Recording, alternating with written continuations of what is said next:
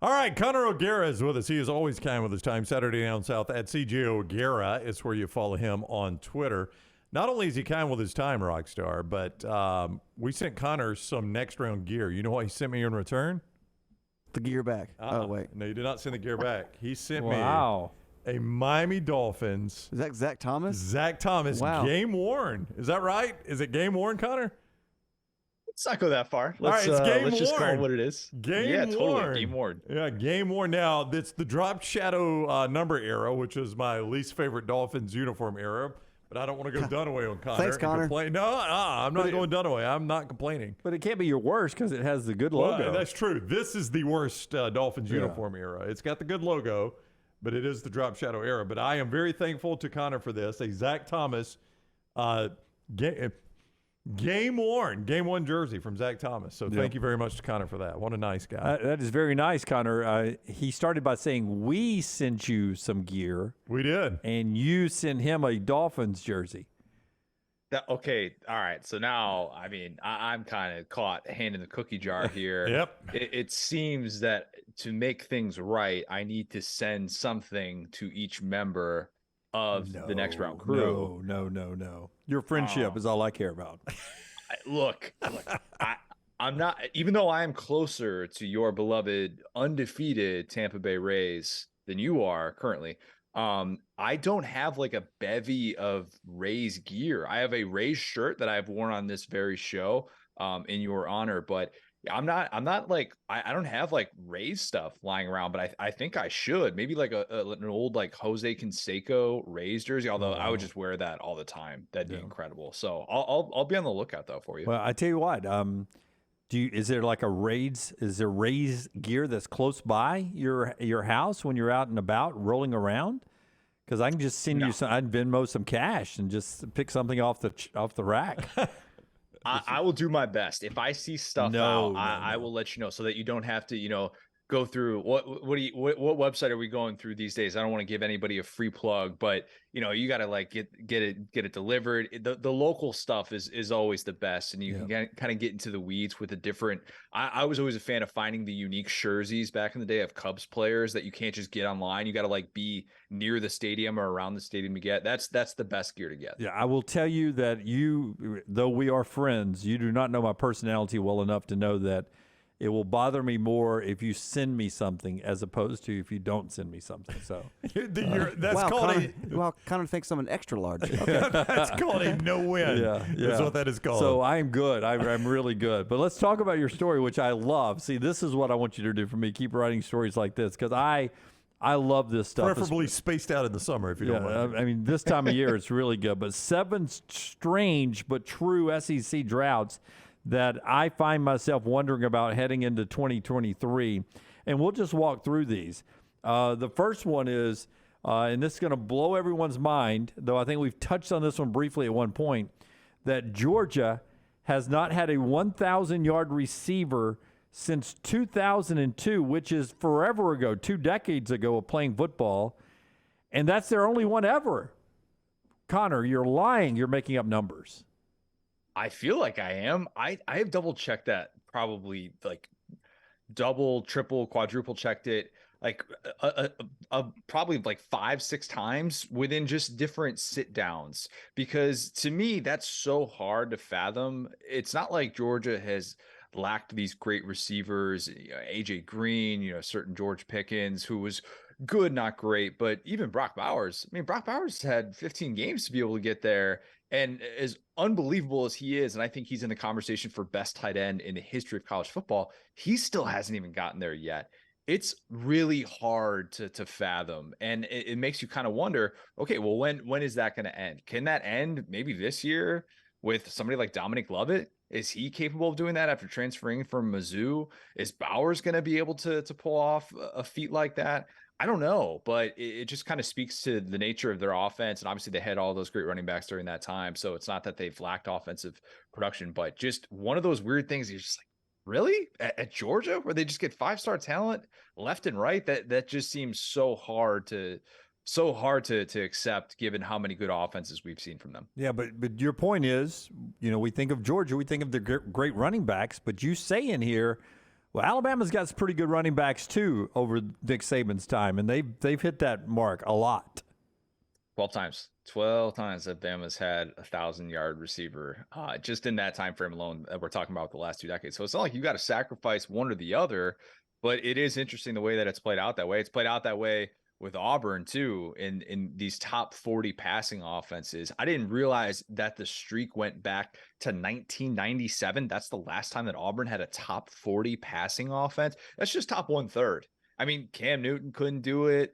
Obviously, Jason Campbell was the closest to being able to do it in 2004, but even he couldn't do it.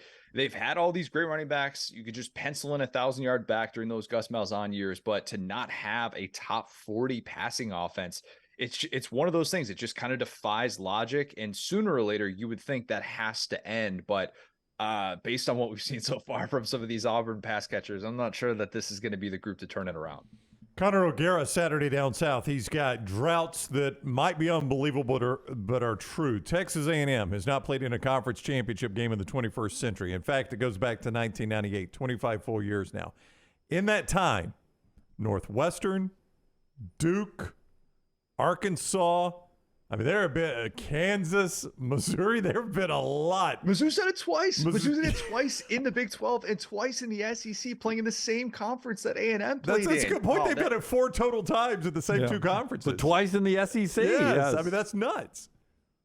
And I wish LT was here to be able to kind of back me up on this, the overhyping of A&M. I know he's all about that. But yeah, it is just one of those things that for whatever reason we don't talk about. We talk about the 1939 stuff. We talk about the fact that A&M just trying to claim these national championships left and right. Let's talk about the fact that they haven't played a conference championship in the 21st century. Whenever somebody tries to tell you preseason top 5, preseason top 10, be like, okay, so maybe this is finally the year they're going to play in a conference championship game. That's what you're essentially saying, because to go 25 years, a quarter century without playing in a conference championship game, man, that's not the sign of an elite program. It's just not. And you've had the talent to do so. And you could say maybe they've been a little bit unlucky. Obviously 2012, they were good enough to play in a conference championship that year with Johnny Manziel, but you lose 2 games in the SEC West and you're not making it to a conference championship game. But yeah, it is one of those things that continues to kind of baffle me. And it should be discussed as we discuss A&M's shortcomings as a program.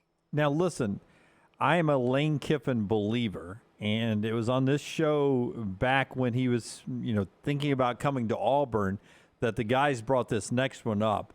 But the way you lay it out, it hits home with me again. Lane Kiffin hasn't defeated a Power 5 team that won 9 regular season games since 2011, and that's the only one that he's ever beaten. He doesn't have a lot of quality wins as a head coach, period. He's 1-19 in those games. And for those who want to push back on that and say, oh, you're just being hard on him. Look at what he inherited. He's been at FAU and Ole Miss and USC was post-sanctions, all these different things. Billy Napier matched that in his first game at Florida against the Utah team that obviously went on to win the Pac-12. This is something that I don't think we're not arguing whether or not Lane Kiffin is good enough to be Ole Miss's head coach. If that's the way that you're taking a stat like this, you're looking at this all wrong. It's why don't we talk about Lane Kiffin as a tier 1 coach? Well, that right there, that just shows you. If you're going to be that tier 1 in this sport, it's because you're racking up quality wins. I think it's a fair critique of Brian Kelly's resume that he only had the 1 win against an AP top 5 team. And oh, by the way, it happened when Trevor Lawrence was out with COVID during 2020 and Notre Dame wins that game in overtime. But you kind of look at these things and say, what's preventing you from being considered that top tier, like top 3, top 4 coach in the sport? And for Lane, that's it right there. What's his best win at Ole Miss? Is it an A&M team that ends up being 8-4 back in 2021? Is it my alma mater, Indiana, in the Outback Bowl? Like maybe that, but I don't know. Like you look at those things, you just say that's what you have to be able to overcome that, because those lack of quality wins, that will be something that we talk about maybe a couple years from now, and especially as Lane joins this $9 million club. A lot of Auburn fans who watch our show and comment a lot believe they dodged a bullet with Lane staying at Ole Miss. You agree? I don't know that I wouldn't phrase it as dodging a bullet. I think Lane could do great things at Auburn. I do. I think he's better suited to be at Ole Miss. I do. I think that makes more sense for his personality, the type of control that he wants to have at the program. It takes the right person at the right time to be able to do a certain job effectively. And that's why this is so hard to be able to figure out. I think Lane would have run into some roadblocks at Auburn in time. I don't think that it would have been this seamless thing where he all of a sudden takes him to a national championship level. Should they absolutely have tried to get him to Auburn? Yes, in my opinion. If Lane had accepted that job and seen like, okay, this is the commitment that we're seeing from the NIL side, yes, absolutely. If everybody's on board, that's great. I think eventually you would have probably hit a point of, okay, maybe this isn't working out. Maybe we're running into too many issues personality wise, and you're ruffling too many feathers. I think he's better suited at Ole Miss because that stat that I brought up, 1-19 against Power 5 teams who go on to win 9 regular season games, that you can get away with at Ole Miss. Can't get away with that at Auburn. And I don't think he would have gotten away with that in time. Connor O'Gara, Saturday Down South with us on the JohnstonRVCenter.com hotline, at CJ O'Gara on Twitter. Also Saturday Tradition, you can read there. One of your strange but true SEC droughts is that Auburn hasn't had a top 40 pass offense since 1997. Damian Craig and Terry Bowd, 1997. Top 40 is not a ton to ask for, and it has been quite a while since Auburn has pulled that off. Yeah. Bo Nix, Cam Newton, Nick Marshall. Jason Campbell. Jason Campbell. I mean, he was a first-round draft pick, and they didn't have a top 40. Yeah, and I don't know if it's because you can't just pin it on one coach. You can't just say, well, look at the Gus Malzahn offense. Like I was saying before, you can't just say, well, they had all these 1,000-yard backs, and that's the reason why this has lasted so long. But if you're going to be consistently considered one of the better programs in college football in this era, wherein the passing game is obviously emphasized in a different way than it was 15, 20 years ago, when you could have a backfield like a Ronnie and Cadillac, this is something that we feel like it should define you. And so now I wonder with Hugh Freeze, who has had 5 top 40 passing offenses as a head coach, had a bunch of them at Ole Miss, did it at Liberty as well. Is he the guy that's going to turn this around? I would bet on that. I think he's absolutely going to be able to turn around. It's not like you walk into Jordan Hare and you just can't throw the football. I mean, this isn't like you're going into Northwestern and you can't run through that knee-high grass that they got growing over there. But I do think that it's something that we should probably at least wonder about, like what have they recruited maybe at the quarterback position, at the receiver position, not in that way? Have they not had the right sort of schematic the schematic principles to be able to yield something like this? I don't know that you could say that because they've gone with different schemes, but yeah, I think Hugh Freeze is the guy that turns it around. Not going to turn around this year, maybe year 2, year 3, that could be a conversation we can have. Interesting stats about Arkansas, South Carolina. See the whole story and all of Connor's stuff all the time. It's Saturday Down South. Before you go, how far do you live from the Disney setup there in Central Florida? Like how many minutes? It's probably about 50 minutes, depending on traffic. I'm on the north side, so it's good because sometimes you'll get somebody like this happens to us all the time. We'll get people like, friends that we have be like, oh, I'm going to be in Orlando. Oh, so you're going to be at Disney. And we live far enough away where we can kind of say, all right, if you make it up north, let us know. But we're not going to be going down there. It's almost like the people who you live in Nashville, but they're like, oh, I'm going to be here for a bachelor or bachelorette party or something like that. And you're not going to make your way into downtown if you live in Nashville. Like, that's not something that you're going to do. So yeah, we default to that a little bit. If we're making the trip down to see you in Disney, it's because we really like you. That's a good sign for you as a human being. I wasn't setting it up for you to tell me you weren't going to see me in Disney. I was just wondering, being that close, within an hour's drive, do you guys make it over there a lot? Are you a Disney person or not? No. I like it. It's fine. It's really expensive even for in-state people. So it's nice that it's there. I'm a Universal guy more so myself. I could do Universal once a year. If you haven't been on Hagrid's ride, big fan of that. Universal's a little bit closer to those of us that live on the north side. I'm not one of those people that's going to go drop like a few $100 to go to Disney once a year. Like, I've been to all the parks there. It's fun. It's cool, but I didn't grow up with the same sort of obsession with it. I was too busy like watching SportsCenter as a kid. So yeah, it's a little bit differently for me, but we do not live in Orlando because of Disney. We're not those people. Dude, that Guardians of the Galaxy coaster at Epcot is the single best roller coaster I've ever been on. If you I don't think I've been on that one yet. Oh, no, you got to go do it. Yeah, it's new, right, this year? I don't know when it opened. Lunsford probably knows. Lunsford, when did that open? Do you know? It opened end of May last year. End of May last year. That's why. Okay. Yeah. So we were there at Christmas, and you still have to get in the virtual queue. Like there's no line for it. You have to get virtual queue or you don't get a ride. It is phenomenal. I mean, we rode it, I think 3 times while we were there, and I would have rode it 30 if I could have. I mean, they do have some of those rides where you realize you're not at the county fair. This is legit. We're okay. I can see why people would want to pay for an experience like this.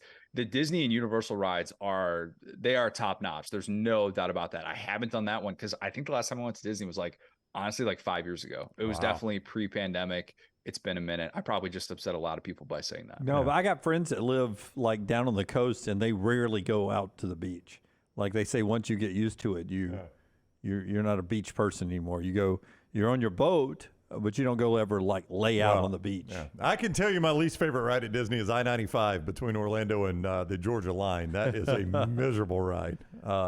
Always crowded. I've never been on it when it's not like car door to car door. I can't figure it out. All right, he is Connor O'Gara. Go read his work at Saturday Down South. Follow him on Twitter at CJ O'Gara. It is always fun, Connor. Thank you very much for the time. Gentlemen, appreciate it. All right, buddy. Take care. Connor with us on the JohnstonRVCenter.com hotline.